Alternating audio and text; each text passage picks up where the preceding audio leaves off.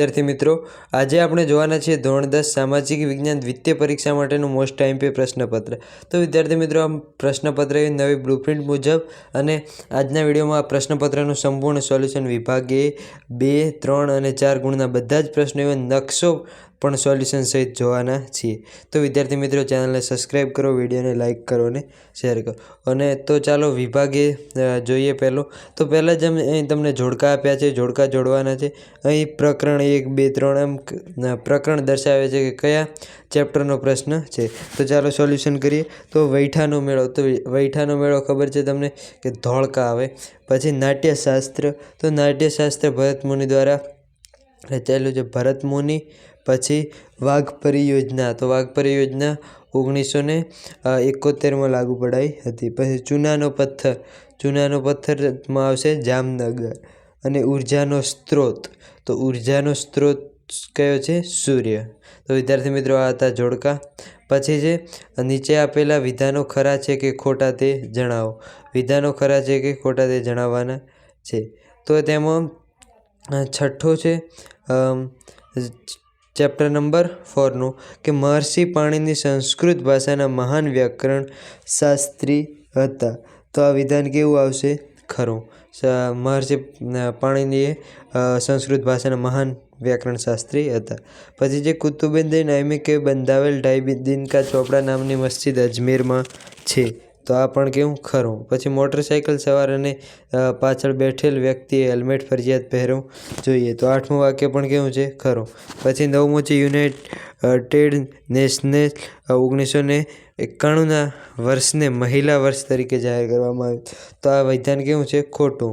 પછી બંધારણીય કલમ 342 પ્રમાણે અનુસૂચિત પ્રમાણે સમાવિષ્ટ જાતિઓને અનુસૂચિત જાતિઓ તરીકે ઓળખવામાં આવે છે। તો આ વિધાન કેવું આવશે? ખરું।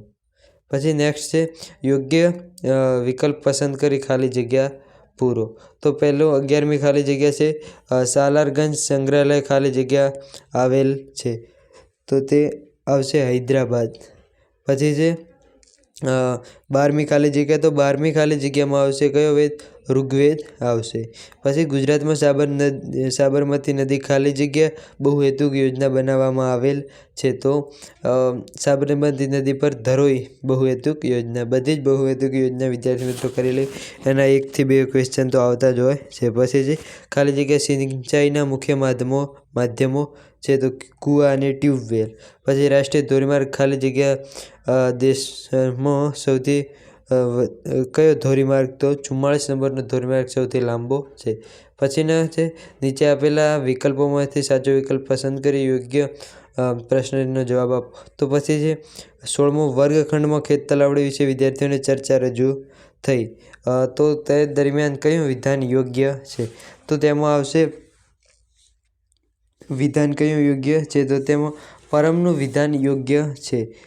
તે વૃષ્ટિ જળ સંચયની એક પદ્ધતિ છે। પછી 17મું છે તેમાં આવશે વાયુ પ્રદૂષણ। પછી 18મું છે પૃથ્વીના કેટલા ટકા ભાગમાં પાણી આવેલું છે? તો 71% ભાગમાં પાણી આવેલું છે। વાહક ચાલકે ખાલી જગ્યા લાઇનમાં ચાલવું જોઈએ। તો એ આવશે કયું? ડાબી બાજુ ચાલવું જોઈએ। પછી ઉત્પાદનમાં કયું સાધન કુદરતી સાધન છે? તો ઉત્પાદનમાં જમીન એ કુદરતી સાધન છે। પછીના ક્વેશ્ચન છે 1-2 વાક્યમાં ઉત્તર લખો। તેમાં 21મો ક્વેશ્ચન છે ગુજરાતનું સૌથી મોટું બંદર કયું છે? તો ગુજરાતનું સૌથી મોટું બંદર કંડલા છે, કંડલા। પછી જે ભારતમાં સૌપ્રથમ રેલવેની શરૂઆત ક્યારે કરવામાં આવી હતી? તો 1853માં। પછી જે માથાદીઠ આવક એટલે, તો તેની વ્યાખ્યા હું બોલું છું કે દેશની કુલ રાષ્ટ્રીય આવકને દેશની કુલ વસ્તી વડે ભાગવાથી મળતી આવકને માથાદીઠ આવક કહે છે। પછી જે આર્થિક પ્રવૃત્તિઓ કયા વિભાગમાં છે? તો આર્થિક પ્રવૃત્તિઓ વગેરે પ્રાથમિક વિભાગમાં છે। પછી વિભાગ બીના પ્રશ્નો છે, વિભાગ બીના 2 ગુણના પ્રશ્નો। તેમાં પહેલો ક્વેશ્ચન છે કે દ્રવિડ પ્રજા વિશે ટૂંક નોંધ લખો। વિદ્યાર્થી મિત્રો, દ્રવિડ સિંધુ ખીણની સંસ્કૃતિના સર્જકો અને પાષાણ યુગની સંસ્કૃતિના સીધા વારસદાર મનાય છે। તો આમાંથી તમારે કોઈ પણ 4 મુદ્દા લખવાના છે। વિદ્યાર્થી મિત્રો, આમ દરેક પ્રશ્નનું આપણે સંપૂર્ણ સોલ્યુશન જોવાના છીએ। લોંગ પ્રશ્નના બધા જ સંપૂર્ણ સોલ્યુશન જોવાના છીએ। પછી છે સંસ્કૃતિ એટલે શું? તો તે પ્રશ્નનો તમે સંપૂર્ણ જવાબ સ્ક્રીન પર જોઈ શકો છો. વિદ્યાર્થી મિત્રો, તમારે આ સંપૂર્ણ જવાબ જોવા માટે સ્ક્રીનને પોઝ કરી અને તમે વાંચી શકો છો અથવા લખી શકો. જો આખો જવાબ બોલવો શક્ય નથી, આખો જવાબ બોલવા જઈશ તો વિડીયો ખૂબ જ મોટો થઈ જશે.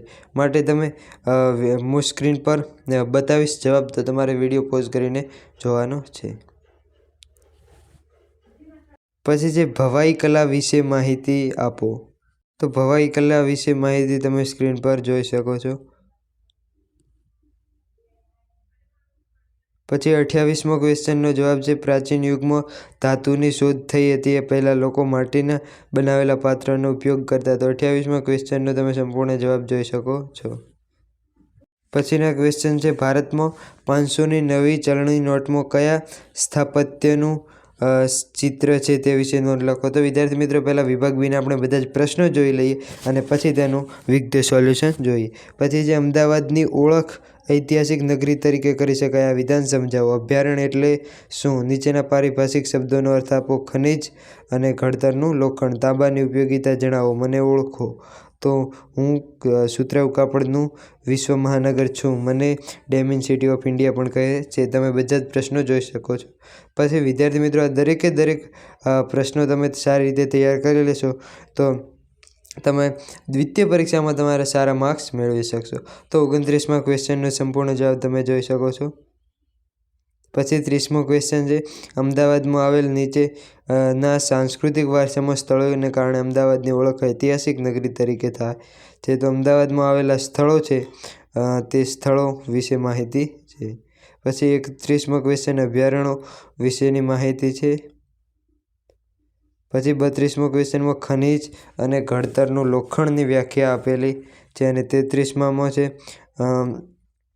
તાંબાનો ઉપયોગ શામાં થાય છે તે વિશે માહિતી. પછી મને ઓળખો, તો તેમાં કાપડનું વિશ્વ મહાનગર મુંબઈ અને denim city of India Ahmedabad. પછી 35મો ક્વેશ્ચન છે તેનો સંપૂર્ણ જવાબ તમે જોઈ શકો છો. 36મો ક્વેશ્ચન છે આતંકવાદ અને બળવાખોરી.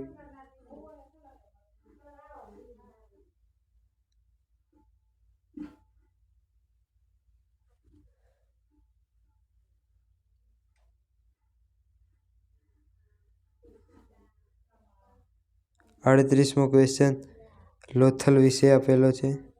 તો વિદ્યાર્થી મિત્રો, હવે વિભાગ સી જોઈએ. વિભાગ સીમાં મોસ્ટ આઈએમપી પ્રશ્નોમાં 38મો ક્વેશ્ચન છે નીચેનું ચિત્ર ઓળખી તેના વિશે લખો. તો પહેલાં ક્વેશ્ચન જોઈ લઈએ, પછી તેનું સોલ્યુશન જોઈએ.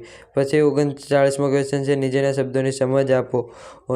શિલ્પ, સ્થાપત્ય, સ્તૂપ. નાલંદા વિદ્યાપીઠ વિશે માહિતી. જમીન ધોવાણનો અર્થ સમજાવો અને અટકાવવાના ઉપાયો. કાળી જમીન વિશે નોંધ લખો. અને પછી શબ્દોના પૂરા નામ લખો. ISO, DMI અને ISI. તો સંપૂર્ણ જવાબ જોઈએ. તો 38મા ક્વેશ્ચનનો જવાબ લોથલ વિશે તમે જોઈ શકો છો. પછી 39મો જવાબ છે તેમાં શિલ્પ, સ્થાપત્ય અને સ્તૂપની વ્યાખ્યા. પછી 40મો ક્વેશ્ચનમાં નાલંદા વિદ્યાપીઠનો ગ્રંથાલય વિસ્તાર ધર્મગજના નામથી ઓળખાતો હતો. નાલંદા વિદ્યાપીઠ વિશે માહિતી તમે જોઈ શકો છો. પછી 41મો ક્વેશ્ચન છે જમીન ધોવાણ. તો જમીન ધોવાણ વિશે પણ તમે જોઈ શકો છો. પછી 42મો ક્વેશ્ચન કાળી જમીન અને તેના લક્ષણો પણ તમે જોઈ શકો છો. 43મો છે વિશ્વ વેપાર સંગઠન, તેના વિશે પણ જોઈ શકો છો. ગ્રાહકોએ બજાવવાની વિવિધ ફરજો પણ જોઈ શકો છો.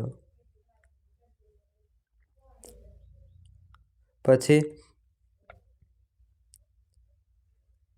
45મો ક્વેશ્ચન છે વ્યાખ્યા આપો. ISO, DMI અને ICSI ની વ્યાખ્યા પણ જોઈ શકો છો. અને 46મો ક્વેશ્ચન છે તે પણ તમે સંપૂર્ણ જવાબ જોઈ શકો છો.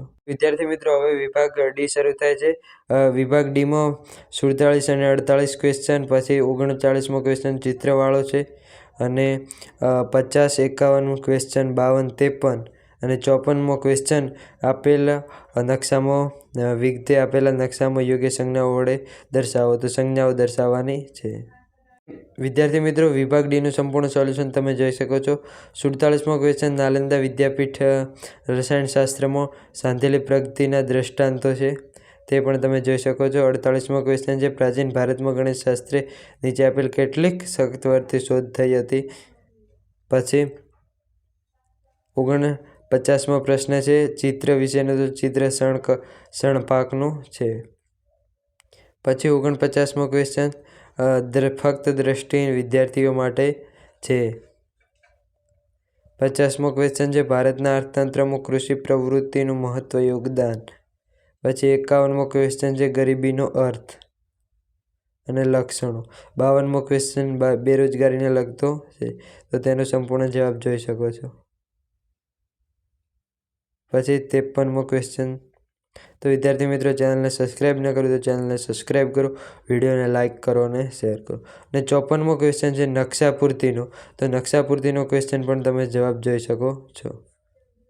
નકશો પણ દર્શાવેલો છે તે તમે જોઈ શકો છો સ્ક્રીન પર. તો વિદ્યાર્થી મિત્રો વિડીયોને લાઇક કરો, ચેનલને સબસ્ક્રાઈબ કરો. Thank you.